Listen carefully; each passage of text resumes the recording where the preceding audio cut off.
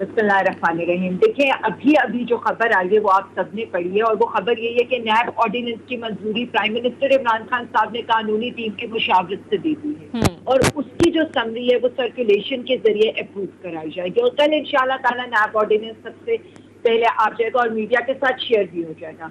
नैब chairman की तायनाती पर कहा जा रहा है कि अपोजिशन लीडर से मुशावरत होगी। आइडियली और मॉरली तो मेरा ये ख्याल है कि ऑपोजिशन लीडर को ऐसी किसी मुशावरत का हिस्सा नहीं बनना चाहिए, क्योंकि नैब के अंदर उनके केसेस चल रहे हैं। लेकिन जाहिर है ना, वो मॉरली भी इस चीज पर कभी भी स्टैंड नहीं करेंगे, तो कानून के लिहाज से जाहिर है कि हुकूमत बॉन्ड है कि हम उनसे मुशावरत करेंगे। इस केस पे जो ऑर्डिनेंस की तफसीलात आ रही हैं वो यही है कि जो मौजूदा चेयरमैन नैब हैं, जब तक ये नए चेयरमैन नहीं आते तब तक वो तायनात रहेंगे और उनको एक्सटेंड कर दिया जाएगा। That's the thing.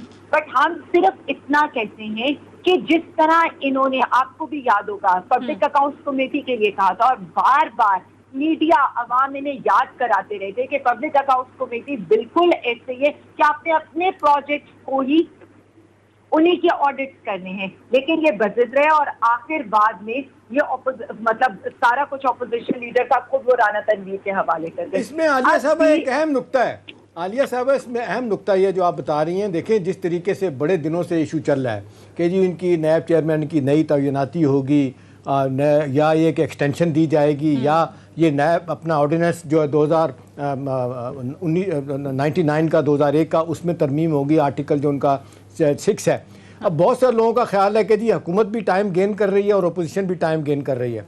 अब ये इसमें दो राय कोई नहीं है कि ये पीपल्स पार्टी ऑफ PMLN ने 2013-14 में ये 18वीं तरमीम के ज़रिए ये मामला तय किया था कि जी दोनों की मर्ज़ी से नैब का चेयरमैन लगेगा।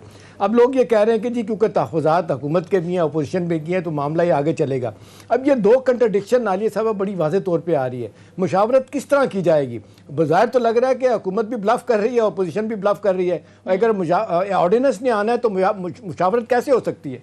देखिए जी, ऑर्डिनेंस तो एक स्पेसिफिक पीरियड के लिए आते हैं पेशाम साहब, और वो स्पेसिफिक पीरियड तक की और उस ऑर्डिनेंस का अमल दरामद हो सकता है, और उसके बाद तो ये तायनाती होनी ही होनी है। उसके बाद तो जो लीगल प्रोसीडिंग्स हैं वो चलनी ही चलनी है। बेसिक पर्पज इस ऑर्डिनेंस का ये है कि इनके केसेस जो मंतकी इंजाम तक पहुंचने जा रहे हैं, जिस तरह से आपको भी पता है कि तहमीना दुरानी साहिबा पर पर्दे जुर्म लग चुका है, और उससे पहले शहबाज शरीफ साहब पर्दे जुर्म लगने से एक दिन पहले वो अनफॉर्चुनेटली सीढ़ियों से गिरकर उनकी कमर का कोई प्रॉब्लम हो गया है, तो इनके केसेस मंतकी इंजाम तक पहुंच गए हैं। हुकूमत का ऑर्डिनेंस लाने का सिर्फ एक पर्पज है, वो पर्पज ये है कि जो केसेस आखिर में हैं और जो केसेस जो है इनकी तरफ जा रही है उसमें डिले ना आए। तो मुशावरत अपोजिशन के साथ जारी रहेगी। 4 मार्च का एक पीरियड होता है, और डेफिनेटली तब तक नए चेयरमैन नैब आ जाएंगे और उस वक्त तक यही चेयरमैन नैब कंटिन्यू करेंगे। और नए नामों पर भी मुशावरत हो रही है, या जस्टिस रिटायर्ड जावेद इकबाल साहब को ही इनकी रीअपॉइंट किया जाएगा इनको, या फिर नए नाम भी ज़ेरे गौर हैं? देखिए जी, अब ये तो खत लिखा जाएगा ऑपोजिशन लीडर साहब को, और उसके बाद ऑफ कोर्स एक कंसेंसस जो भी होगा हुकूमत का और ऑपोजिशन लीडर का, अगर तो हम किसी नाम के ऊपर कंसेंसस में नहीं पहुंचते हैं, जो भी नाम एक दूसरे के साथ शेयर किए जाएंगे, पर्टिकुलरली हम ये तो नहीं कह रहे कि एक ही नाम शेयर किया जाएगा। लेकिन आलिया साहबा ये आपकी PTI की गवर्नमेंट की तरफ से एक बहुत बड़ी स्मार्ट कि जी ठीक है, रखना भी जावेद इकबाल साहब को भी है, उन्हीं को रखना है, नए पे मुशावरत होती रहेगी और प्रोसेस में इनके केसेस जो है ना वो मंतकी अंजाम तक चले जाएंगे। बहुत सारे लोगों का ख्याल ये है जो आप कह रही हैं कि जी जो केसेस इस पर चल रहे हैं वो वाकई उनको अंजाम तक पहुँचाना बड़ा ज़रूरी है। लेकिन जिस तरीके से कंट्रोवर्शियल मामला हो गया है नैब चेयरमैन का, उठते बैठते अपोजिशन कहती है कि जी फैसले उनके खिलाफ हो रहे हैं, हुकूमत में जो लोग बैठे हैं उनके ऊपर भी केसेस हैं, उन पर कोई जो है ना वो केसेस उनके बारे में फाइल नहीं हो रहे, तैयार नहीं हो रहे। तो आप नहीं समझती कि ये जो कंट्रोवर्शियल मामला हो चुका है नैब चेयरमैन का, वो फिर पब्लिक की नज़र में भी जब आप इनको एक्सटेंशन देंगी तो पता नहीं कैसा उसको देखा जाएगा? जी देखिए जी, सबसे पहले प्रशांत साहब आपने बड़े जबरदस्त पॉइंट्स उठाए, लेकिन सबको ये समझना चाहिए कि ये ऑर्डिनेंस एक पर्टिकुलर पीरियड के लिए आता है।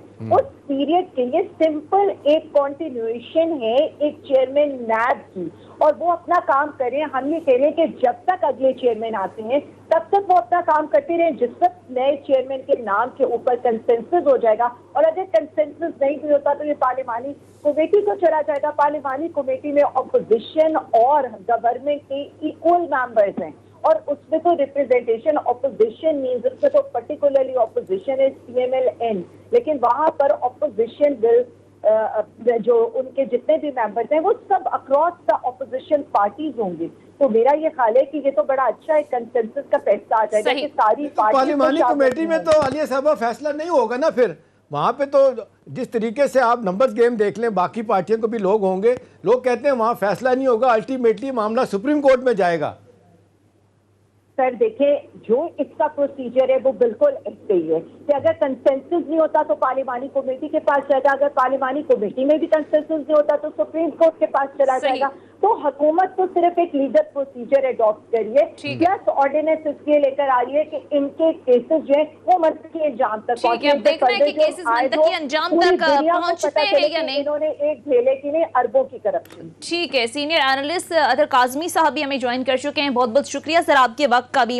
अतर काज़मी साहब, आज एक अहम पेशरफ्त ये हुई है कि गवर्नमेंट की जानिब से बिलाखिर फैसला कर लिया गया है अपोजिशन लीडर से मुशावरत का, चेयरमैन नैब की तैनाती के हवाले से। दूसरी तरफ आज फवाद चौधरी साहब की ये स्टेटमेंट थी, इससे कुछ देर पहले उन्होंने प्रेस कॉन्फ्रेंस की, उन्होंने कहा कि हम मुशावरत किसी किस्म की नहीं करेंगे। अब जाहिर है वजीर आज़म ने ऑर्डिनेंस के मुसव्वदे की मंजूरी भी दे दी है, कल लाया जाएगा। ये मामला आप कहाँ जाता देख रहे हैं सर? देखिए, इसमें इशू यही है कि चेयरमैन, आपको पता है जब नैब आएंगे, जो भी आएंगे, उन्होंने तहकीकात किस चीज की करनी है, करप्शन की करनी है। तो अब यहां तक तो हुकूमत का मौकिफ बिल्कुल दुरुस्त है कि जिसके ऊपर इल्जाम लगा हुआ है, क्या उससे ये पूछा जा सकता है कि भाई तुम बताओ कि किसको लेके आए? ये तो लॉजिक को डिफाई करती है ना ये चीज। लेकिन प्रॉब्लम ये है कि उसी असेंबली के अंदर और कौन से ऐसे लोग हैं जिनके साथ ये मुशावरत की जा सकती है? क्या पीपल्स पार्टी के अंदर कोई ऐसा लोग है? क्या कोई इसका फिर आइन इसकी किस तरीके से इजाजत देगा कि एक नए चेयरमैन नैब को लगाया जाए? तो बात वही है कि जो चीजें पार्लियामेंट के अंदर हल होनी चाहिए वो अनफॉर्चुनेटली हल नहीं होती, और जिसका जिक्र यहाँ पे पहले भी अभी हो रहा था कि ऐन मुमकिन है कि चीजें फिर सुप्रीम कोर्ट तक जाएं। लेकिन सुप्रीम कोर्ट तक जाती क्यों है? वो इसलिए जाती हैं कि इसी पार्लियामेंट के अंदर हम देखते हैं कि शहबाज शरीफ साहब ने खड़े होकर कुछ दिन पहले कहा कि मैं आपकी तस्दीक कर दूं कि मेरे भाई की सजा जो है वो पनामा में नहीं आकामा में हुई थी। और जब उन्होंने ये तारीखी अल्फाज बोले तो उस पार्लियामेंट के अंदर तालियां बजी और उनके साथियों ने डस्क बजाए। तो आप खुद देख लें कि एक शख्स कह रहा है कि मेरे भाई को इस चीज पे सजा हुई थी और उनकी जमात उसके ऊपर तालियां बजा रही है। तो वहां से अब आप किस किस्म की मॉरल अथॉरिटी रखते हैं वो लोग कि उनसे इसके ऊपर मुशावरत की जाए? तो ये एक बहुत बड़ा सवालिया निशान है। लेकिन अपोजिशन का एक तरह का जो उनका मौकिफ है और या फिर जो उनका तरीकाकार है कि चीजों को कंफ्यूज करना, अपने वोटर के जहन में कंफ्यूजन डालना, अदालती जंग वो लड़े या ना लड़े, मीडिया के ऊपर, सोशल मीडिया के ऊपर वो इसको भरपूर यूज करेंगे। और आपको पता है कि बहुत सारे ऐसे हम ख्याल लोग भी उनको मिल जाएंगे इस सिलसिले में उनकी मदद भी करेंगे। लेकिन अथर इसमें एक और इसकी डायमेंशन भी है। अभी आपने देखा चंद दिन पहले ये बातें आना शुरू हो गई थी कि जी हुकूमत ने जॉइंट पार्लियामेंट्री सिटिंग जो है ना उनका बुलाने का फ़ैसला कर लिया। उनमें 2-3 बड़े फैसले जो करने हैं, इलेक्ट्रॉनिक वोटिंग वाला भी था, मशीन वाला मामला, ओवरसीज़ पाकिस्तानियों को वोट देने का हक, और नैब के चेयरमैन की तकर्री के बारे में भी ये था कि जी वहाँ पे तरमीम की जाएगी। ऑर्डिनेंस जो 2001 वाला है उसमें आर्टिकल 6 को तब्दील करके कर दिया जाएगा। एक तरफ तो ये इंप्रेशन था और फिर ख़बरें ये भी आई कि जी आपस में कुछ बातचीत इनकी हुई है गवर्नमेंट की अपोजिशन की, और फॉर द टाइम बीइंग हुकूमत ने फैसला किया जॉइंट सिटिंग नहीं बुलाएंगे और ये मुशावरत से मामला तय होगा। लेकिन अथर मामला तो फिर उधर ही जा रहा है, ना मुशावरत जो है वो हो रही है पूरे तरीके से, ना ये असम्बली में जा रहा है, जॉइंट सिटिंग में मामला जा रहा है। तो ये बहुत ज़्यादा कन्फ्यूजन नहीं पैदा हो रहा आपके ख्याल में?